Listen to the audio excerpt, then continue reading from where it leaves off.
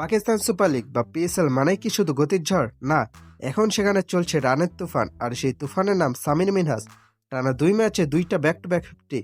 ওয়েটা গ্ল্যাডিয়েটার্সের বিপক্ষে 48 বলে 82, আর রাওয়ালপিন্ডির বিপক্ষে 36 বলে 70।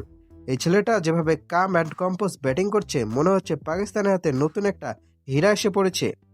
আর এই দৃশ্য দেখার পর আমাদের মতো ক্রিকেট ভক্তদের মনে একটাই প্রশ্ন, ভাই আমাদের বিপিএল থেকে এমন কোনো রত্ন কেন বের হয় না? আমাদের এখানে শুধু ড্রামা আর বিতর্কের চাষ হয়। সামির মিনহাজকে দেখুন, শট সিলেকশন আর কনফিডেন্স লেভেল দেখে মনে হয় না সে নতুন।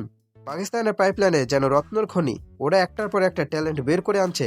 আজ সাইম আইয়ুব, কাল মোহাম্মদ হারিস, আর আজ এই সামির মিনহাজ। সবচেয়ে বড় কথা হলো ওদের ঘরোয়া লিগ আর পিএসএল এর কোয়ালিটি এমন যে একটা আনকরা ছেলে এসেও বড় মঞ্চে দাপট দেখাচ্ছে। পাকিস্তান হয়তো একটা আসল রত্ন পেতে যাচ্ছে, যা তাদের ওপেনারে দুশ্চিন্তা দূর করবে। কিন্তু আমাদের দুশ্চিন্তা কি কোনোদিনও শেষ হবে? এবার আসে আমাদের বিপিএলে। পিএসএল থেকে বের হয় ট্যালেন্ট, আর আমাদের বিপিএল থেকে বের হয় ডিআরএস বিতর্ক, আম্পায়ারিং ভুল, আর মাঝে মধ্যে ফরেন প্লেয়ার সংকট।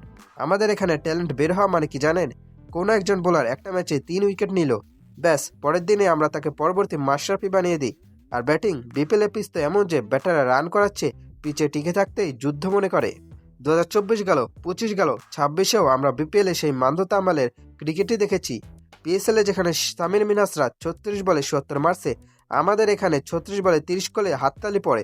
কারণ এর বেশি করার মতো স্কিল কি আমাদের ইয়াংস্টাররা আদৌ ডেভেলপ করেছে? বিসিবি বলে আমরা পাইপলাইন শক্ত করছি, কিন্তু পাইপলাইন তো দেখি ফুটো হয়ে গেছে। বিপিএলে আমরা দেখি শুধু পুরনো মুখদের দাপট। নতুন কেউ যদি 2টা ভালো শট খেলে, পরে ম্যাচে তাকে আর খুঁজে পাওয়া যায় না।